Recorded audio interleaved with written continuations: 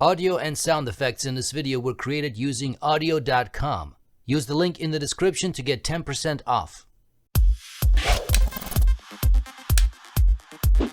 This is the Canon AF35M, a point-and-shoot camera from 1979. This is the world's first lens-shutter 35mm autofocus camera that used a triangulation system with a near-infrared emitting diode.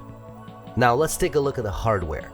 Alright, so here we have the camera. This is what it looks like. It's a very slick 80s type of a camera. Definitely got that boxy look and feel, but it feels really nice in the hand. It's got some grip here, which is just perfect. So let's get started. First of all, this is where the battery goes. You just open it up and it takes two AA batteries. So let's put those in. They go here, done, and there you go. So we are now up and running. Let's take a quick look at the hardware. So in the front, you've got obviously the lens here. This is where you adjust the ISO.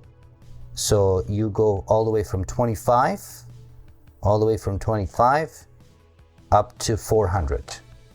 So there's that. If you want the flash, there's the pop-up flash right there. On the back here, this is the light. So when that's solid, I believe it's orange, you are ready to go. So it should be kicking in at any moment now. There you go.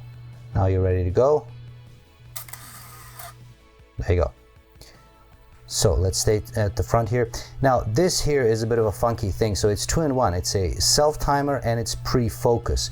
The way that is supposed to work, if you push it down, you select whatever you want. Let's say you want this to be in focus. You push the button once, and then you're supposed to, if you want to move it, then you're supposed to push it again. That doesn't work for me. However, the self-timer in the meantime will eventually, there you go, will kick in. So honestly, I don't really use it. Yeah, I just ignore that. So that's the front here. Here on the at the bottom, you've got the release button. So if you want to rewind the film, you got to push this button here. You've got the tripod mount and obviously the battery. On the back here, this is obviously where you open the back, and we'll open in a second. You've got the viewfinder. As I mentioned, the light for the flash, and this indicates if the film is moving as you hit the shutter button. On the top, you've got the shutter button, the count, and this is if you want to rewind it.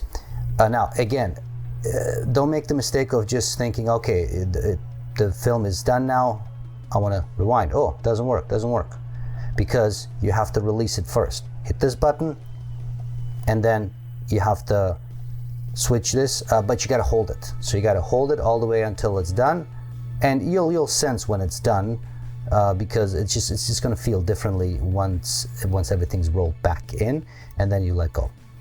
And I'll illustrate that in just a second. So that's basically it. Now let's open this up and let's load some film. So here I got my dummy film. So you just put that in here, and now here you do have to put this in here, so it doesn't have the quick load that a lot of point and shoots have because of its age. That's basically it. So make sure this goes in here, and it's really not that difficult. And that in? Yeah, that's in. Seems to be fine. Okay, let's make sure. Okay, I think we're good.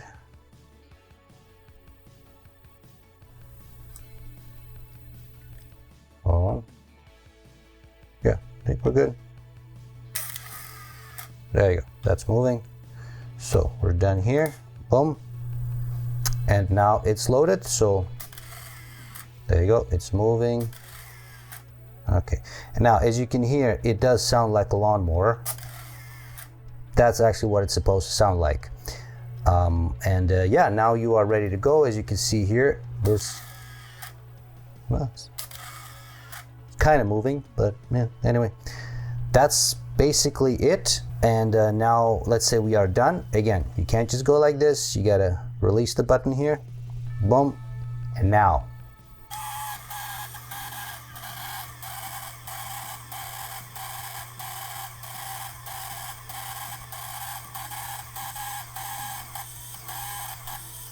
And there you go. I can hear the difference. I can hear that it's done.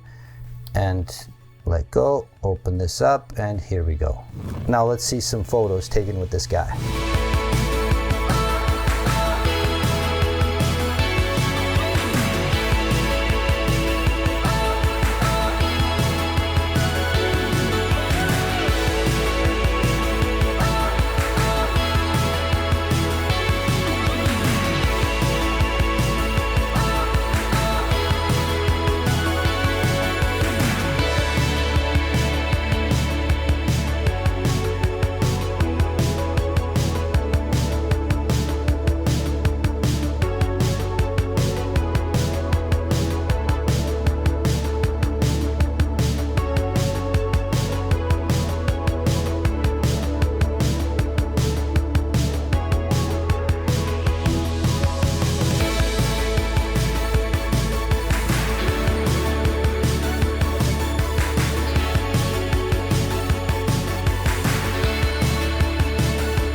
Color grading and film emulation in this video was done using Dehancer Pro. Use promo code FILMMAKINGTODAY and get 10% off any of their software. See link in the description.